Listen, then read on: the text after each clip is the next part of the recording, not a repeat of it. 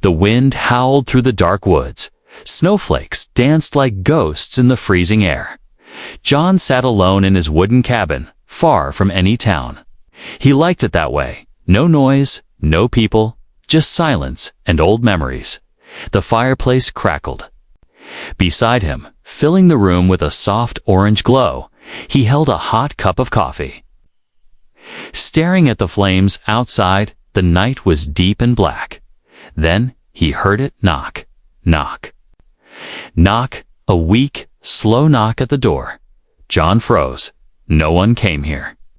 His cabin was hidden in the forest, miles from the nearest road. He placed his cup down and grabbed the old rifle from beside his chair. He walked quietly to the door, listening. Again, knock, knock. Softer this time, like the one knocking had no strength left. John opened the door slowly, rifle raised, breath tight in his chest. And there she stood, an alien, tall, injured, and holding a child in her arms. She had purple skin, dark eyes, and blood running down her side, not red, but green. Her armor was broken, and her body shook with pain. "Please," she whispered. "They are coming. Save my child." John didn't move. He had fought in battles before. Had seen strange beings in the war, but never on his front porch. He looked at the small creature in her arms. A child. Maybe 4 or 5 years old, hiding its face in her chest. They were both trembling, half frozen, barely able to stand. "What happened to you?" John asked, voice low. "No time." She gasped. "They hunt us. They kill everyone." John looked into her eyes. There was fear, but also strength. He lowered his rifle, stepped aside, and said one word. Inside, she stumbled in, nearly falling. He closed the door and locked it tight. She collapsed onto the floor, still holding her child close. John grabbed a blanket and wrapped it around them. The child opened its eyes, large, silver, glowing softly in the firelight. John stared at them both. "What are you running from?" he asked. "They followed me across the stars," she said, her voice weak. "I was a soldier. Now I'm only a mother. They killed my people. My ship crashed. I had no place left." John moved to the window and looked out into the black trees. The wind screamed louder now. "Who's coming?" he asked. "The hunters," she replied. "Machines, killers, they have no mercy." He turned back to her. "You brought them here." "I had no choice," she said. "If I die, fine.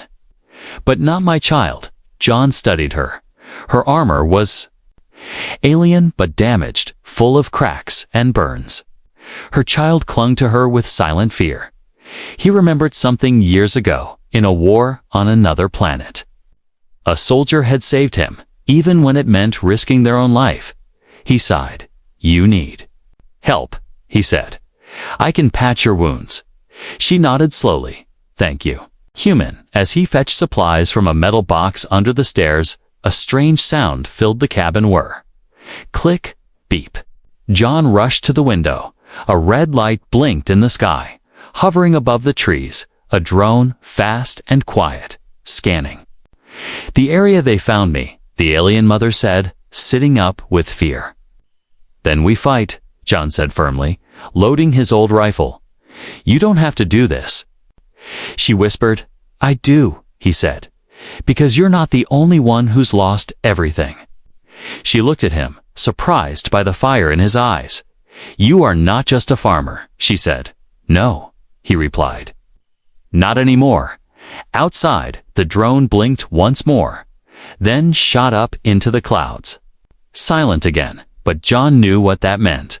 They were marked. They were out of time. He walked to the fireplace, threw another log into the flames.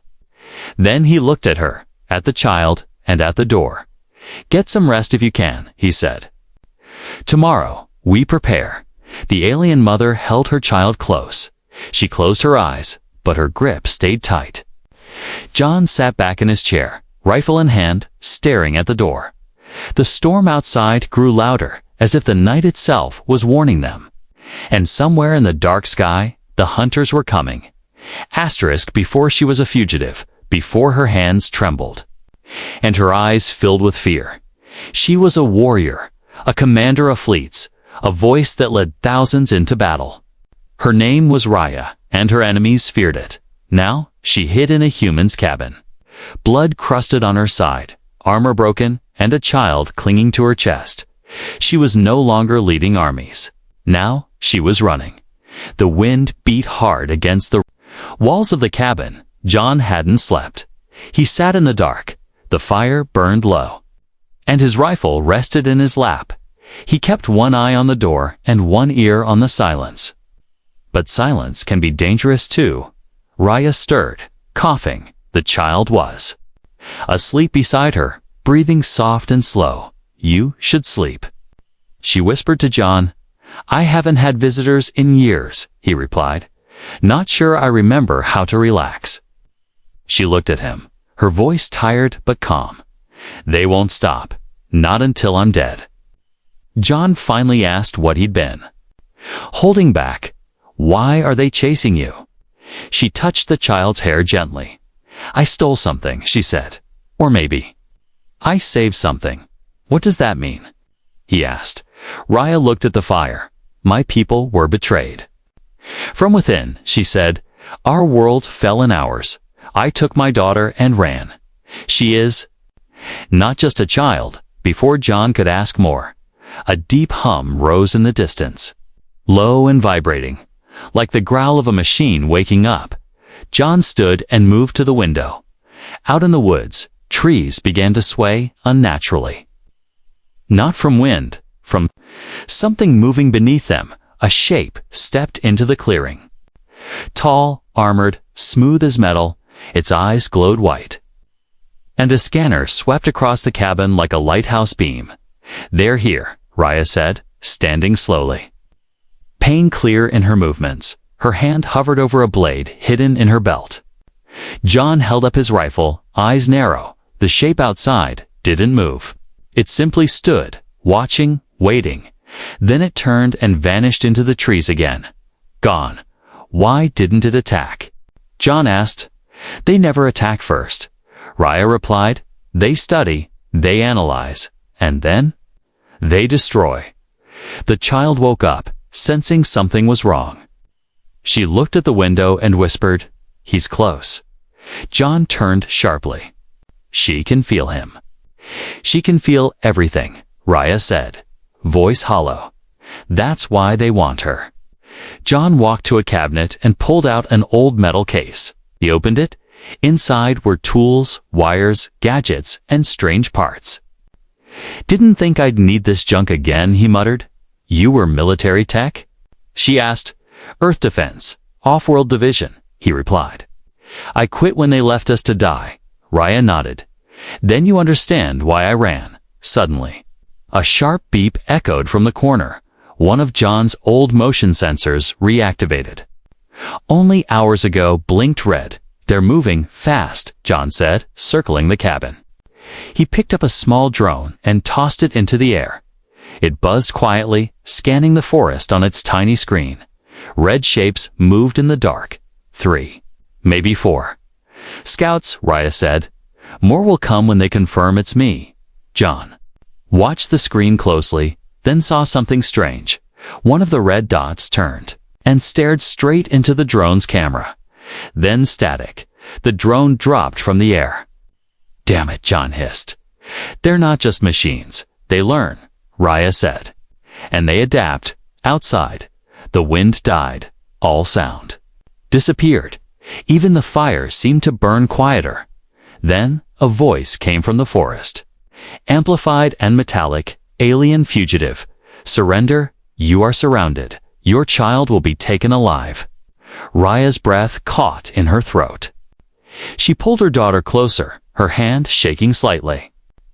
John placed a hand on her shoulder. "Not tonight," he said. "Not in my house."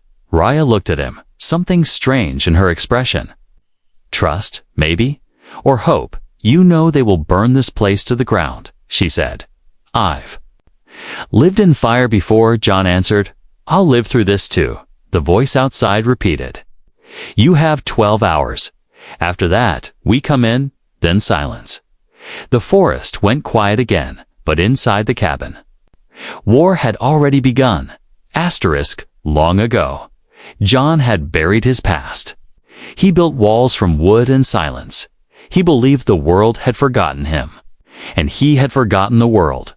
But tonight, his past knocked back, wearing alien skin and wounded honor. Raya sat by the fireplace, her armor stripped off, revealing scars not just on her skin, but in her eyes.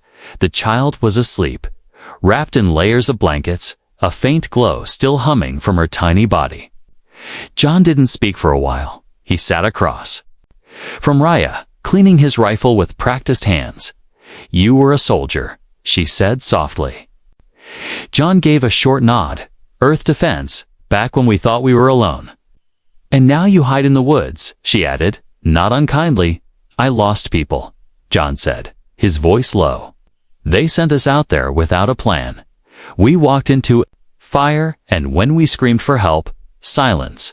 No orders, no rescue, just silence." Raya understood. Her own people had screamed before they fell, and now only she and her daughter remained. John looked up. "You still haven't told me what they want from her." Raya hesitated. Then, slowly, she unwrapped the blanket from her child's arm beneath the soft fabric. Lines of glowing light pulsed under the skin like circuitry fused with flesh. John leaned forward. Stunned, "She's not just a child." Raya whispered, "She's something new." "My people experimented for decades, trying to create a bridge between organic and synthetic life. My daughter is that bridge." John stared at the child in silence. "She's living computer." "No," Raya said firmly. "She's more than that. She learns, feels, adapts, but she isn't controlled. She's not a weapon. She's a hope." John rubbed his forehead. "And the hunters. They want to control her, or destroy her if they fail," Raya said. "She carries data they can't allow to survive." Suddenly, the child stirred in her sleep, eyes fluttering open. She looked at John and smiled faintly. "I saw your dream," she whispered. John's heart skipped. "What did you see?" he asked quietly. "A red sky," the child said, "and people calling your name, but no one came."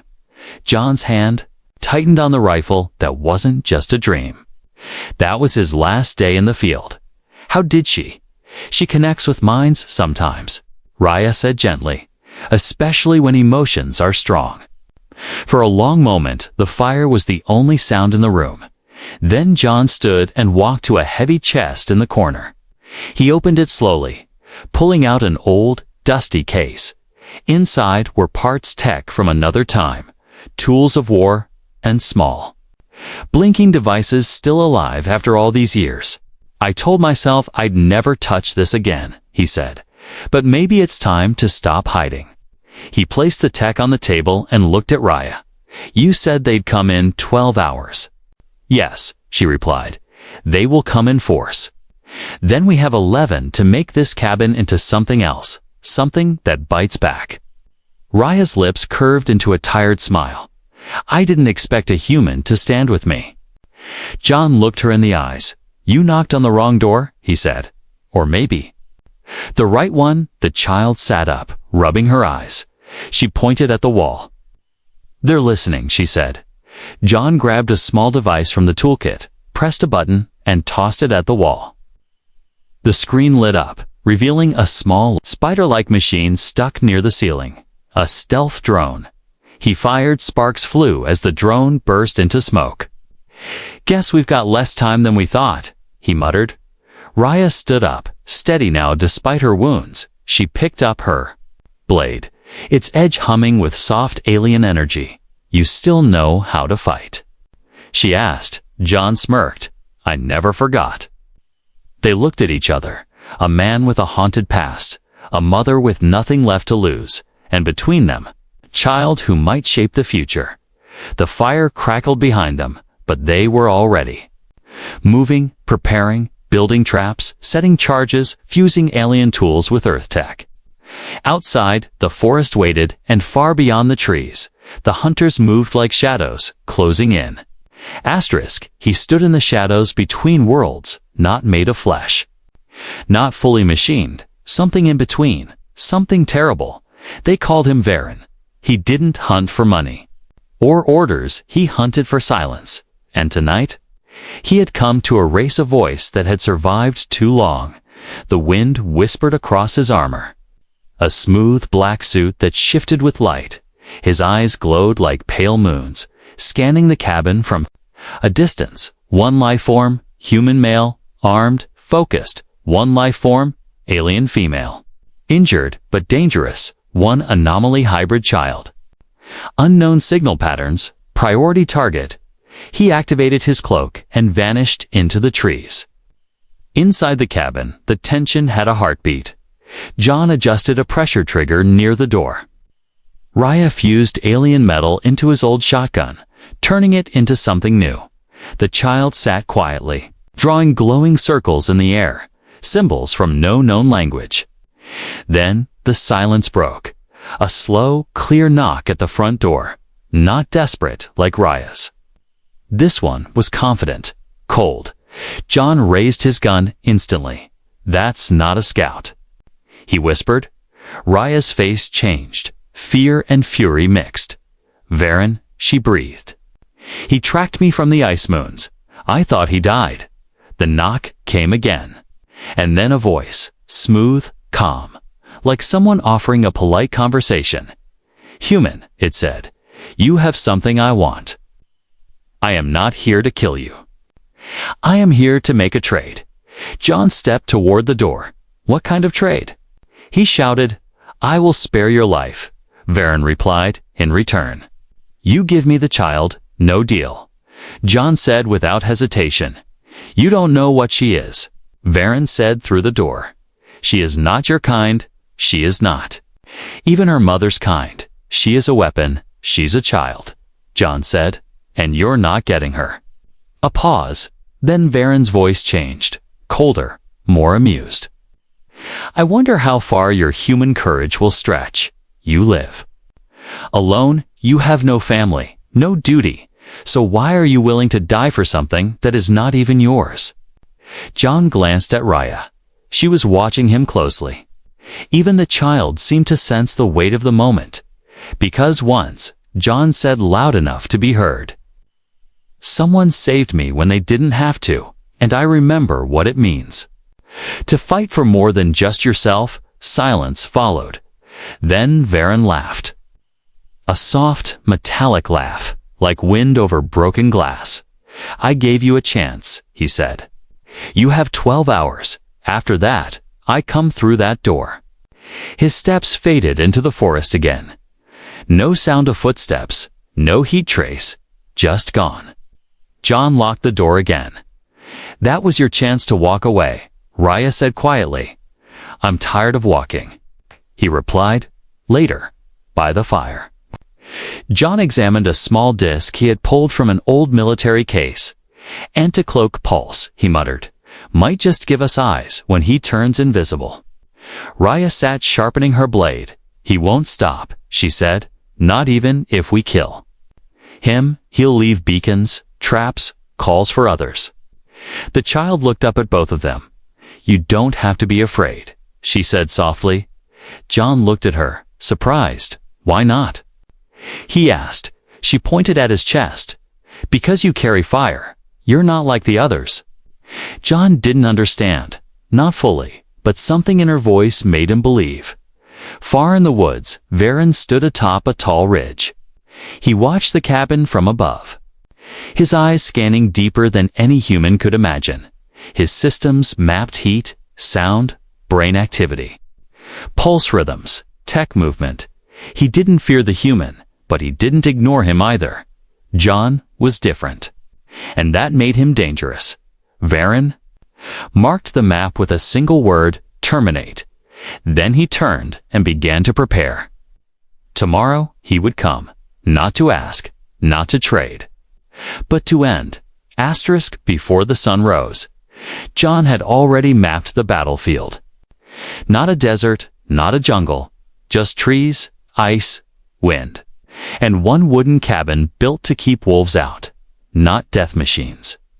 But John didn't need a fortress. He needed a trap. He moved through the forest like a ghost, placing motion wires between. Trees, tiny cans filled with metal shards were buried in snow. Old army tricks, fast, brutal, cheap. Raya worked beside him, her armor patched with parts John found in a broken crate under the floor. She limped, but her hands were steady every time she touched a surface. It left behind a soft pulse. Alien tech that could stun, slow, or confuse. This forest is your home, Raya said as she fixed a sensor on a tree. You know it better than him. John nodded, but he'll adapt. He said he always does, back in the cabin. The child sat quietly, eyes closed. Glowing symbols floated in the air around her like mist. She wasn't speaking, but she was listening, far, wide, and deep. Suddenly, she opened her eyes. He's not alone anymore, she said. Something else is coming, 2 hours before sunset. John stood at the center of the cabin. He had placed spikes beneath the windows, power cells under the floorboards. The roof had been rigged too. Collapse on command. It wasn't much, but it was smart. Do you trust me? He asked Raya. She looked at her daughter, then back at him with her life. She said. John checked his rifle one last time. I never wanted another war, he muttered. But if it's here, I'll be the one who ends it. Then, silence. That strange, unnatural silence. No wind, no birds, no movement. Raya raised her blade. John aimed his rifle at the front door. The child hid beneath the floor. Inside a chamber John had carved overnight, lined with alien shielding. Then, a click, barely audible, but John heard it. Pressure plate, east side, behind the woodpile. Boom, the first trap exploded, sending fire and steel into the air. Sparks flew, snow melted instantly, smoke twisted between trees. A robotic screech echoed. Something was hit, but not dead. Then came the second wave. Black shapes moved fast, too fast, slipping through trees like liquid metal. Raya stepped out of the cabin, swinging her blade. It hummed as it cut one attacker in half, sparks flying from its chest. John fired 3 shots, clean, sharp, perfect. 1 hit, 1 miss, 1 kill. He ran to the west side, saw movement, another drone. But this one was different, smaller, crawling, insect-like. Before he could shoot, it leaped. But the roof trap triggered, wood and ice collapsed. On it, crushing it with a satisfying crunch, John breathed hard, blood pounding in his ears. This wasn't a fight, this was a test. And he was still being studied. From the ridge, Varen watched it all, his face calm, his mind calculating. The human had teeth, but every trap taught him more. Impressive, he whispered. Primitive, but creative. He sent the final drone cloaked. Armed, designed to kill from inside, it slid under the cabin wall, silent as dust slipped between cracks, past the defenses toward the child. But the moment it entered, the child opened her eyes. She didn't scream, didn't move. She simply whispered, "Stop." The drone froze in midair. Its limbs twitched, then cracked. A faint glow passed from the child's fingers, and the drone fell dead before it touched the ground. Raya looked at her daughter. "Wide-eyed, you've grown stronger," she said. The child simply nodded. "I don't want to hide anymore," she said. Outside, the smoke cleared. 2 machines remained, 1 injured, 1 whole. John stood ready, shotgun in one hand, detonator in the other. "You still want her," he shouted into the trees. "Then come and get her." For a long moment, nothing moved. Then Varen's voice echoed through the forest. "No more scouts," he said. "No more tests. Tomorrow, I come myself." John didn't flinch. He pressed the detonator. The last charge went off behind the tree line, sending fire into the sky. A message, not a warning, a promise. That night, the stars were quiet. The child sat beside John by the fire. "Why do you fight?" she asked. John looked at her, tired but sharp. "Because someone has to," he said. "And because they think humans are soft." He paused. "They forgot we bite, the night did not come gently. It fell like a sword, sharp, cold, and ready to cut, inside the cabin. Silence wrapped around the walls like a noose. Raya stood at the window, eyes glowing faintly in the dark. Her blade rested on the table. John sat across from her, rechecking his last magazine. The child was drawing again, not with her hands, but with light. Strange shapes moved through the air above her palms, symbols no one taught her. They pulsed like a heartbeat. "A warning, he's close," she whispered. Raya didn't ask how she knew. She just nodded.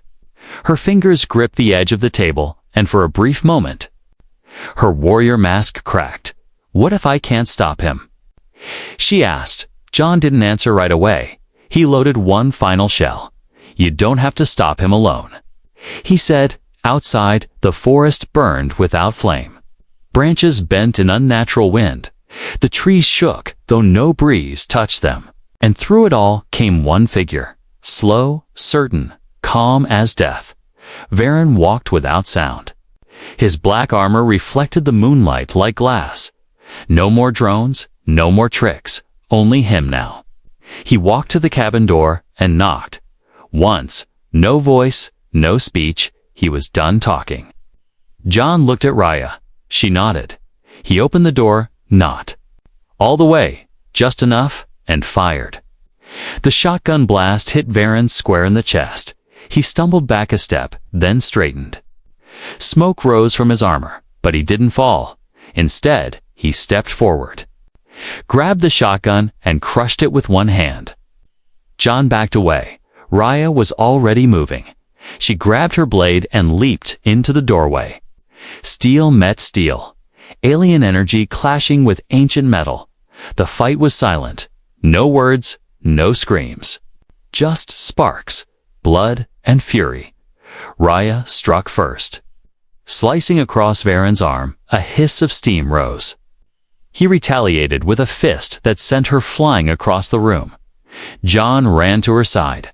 Blood ran from her mouth, thick and dark. Still, she stood. Still, she raised the blade again. "I told you," she said. "You won't touch her." Varen stepped inside the cabin now.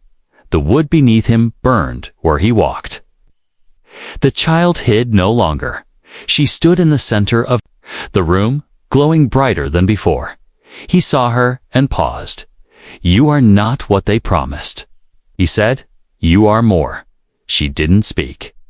But the light around her grew. She raised her hand, and the air twisted. Varen flinched as something inside his mask sparked. Raya took the chance, lunged forward, blade aimed for the heart. This time, she hit. The blade drove deep into his chest. Varen gasped for the first time, but even then, he smiled. He reached out and stabbed her through the side with a hidden blade from his wrist. Raya froze. Her eyes widened. She fell to her knees, still holding the blade in his chest. John screamed. He grabbed a shard of metal and swung with all his strength. The strike hit Varen across the head, breaking part of his helmet. One eye now glowed wild.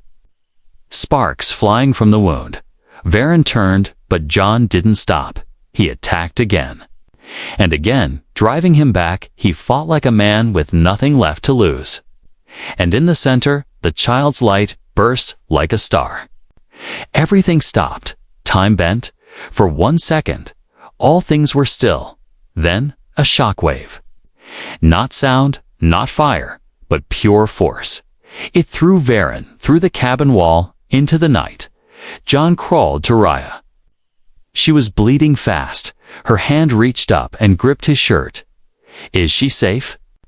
she asked. "Yes," John said, his voice cracking. Then, good. Her head fell back, her eyes slowly closed. The blade she used to carry rolled across the floor, silent now. The child knelt beside her mother. She didn't cry. She just whispered, "Thank you, Mama." John looked out into the woods. Smoke curled into the sky. The fire inside the cabin glowed low. He didn't speak, didn't move, only stared at the dark, waiting, because he knew it wasn't over. The cabin was half burned. The snow outside glowed red with the last light of fire. Smoke hung low over the trees like the breath of a tired world. John stood in the doorway, holding Raya's blade in one hand. His other hand was bloody, shaking but still strong. Behind him, the child stood barefoot on the floor. The light around her faint now, not because it was fading, but because she was holding it in. She had changed, not older, not taller, but heavier, not in body, in soul. Her mother was gone, and in that empty space, something had awakened, deep. In the woods, something still moved. Varen, broken, but alive. Crawled through the trees like a wounded beast. His mask was cracked, one arm limp. But hate still pulsed inside his chest. Not just programming, something deeper. A fear that had turned into obsession. He had seen it, the light, the power, the will, that was no longer just a child. She was becoming something else, inside the cabin. John poured hot water into a cracked metal cup. He handed it to the child. She took it silently. They didn't speak, not for a while. Finally, she looked up at him. "What happens now?" she asked. John sat down across from her, tired but steady. "Now," he said, "now we decide what kind of world comes next." She blinked slowly. "Are they gone?" "Not all," John said, "but the one who hurt your mother, I'm going to find him." The child stood. "I want to come." John shook his head. "You're not ready." "I don't want revenge," she said. "I want to end this." There was something in her voice, not anger, not fear, conviction. She had seen death, and she hadn't run. She had changed the battlefield without lifting a weapon. John nodded slowly. "Then we end it, together." They stepped into the snow. Above them, the stars pulsed gently. The night was silent for now, but in that silence, something new lived. Not just survival, not just memory, legacy. A week passed, then another. John and the child traveled through frozen valleys. Ruins of old human outposts, forgotten edges of the stars. She didn't speak much. But when she did, John listened, because the words she carried weren't just hers. They carried echoes, her mother's voice, her people's dreams, and something deeper. Hope. One night, while camping under the twin moons, John noticed she was staring at the sky, thinking, "Aha." He asked, "I hear them," she said. "Who?" "My mother's people." She closed her eyes. I turned the beacon on. John sat up straight. "They're coming?" "Yes," she whispered. "But so are others." John gripped the hilt of Raya's blade.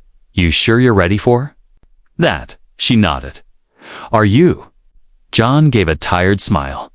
"I never thought I'd be raising a Galaxy's most wanted child." "I'm not wanted," she said. "I'm needed."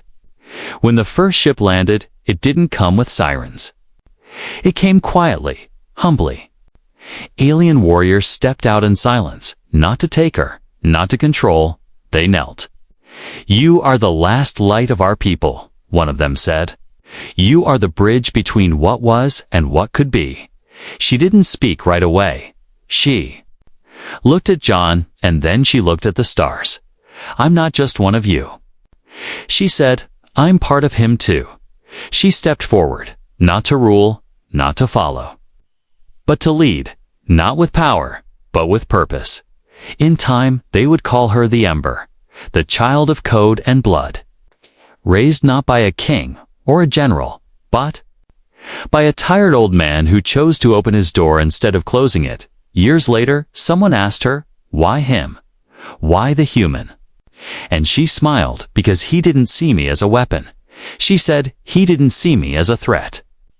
He saw me as a child. She paused, and when the galaxy came for me, he stood between us, with nothing but an old rifle and a broken heart. And so they remembered him. John, the man who fought like a soldier, loved like a father, and burned like humanity always does. Brightest when the night is darkest.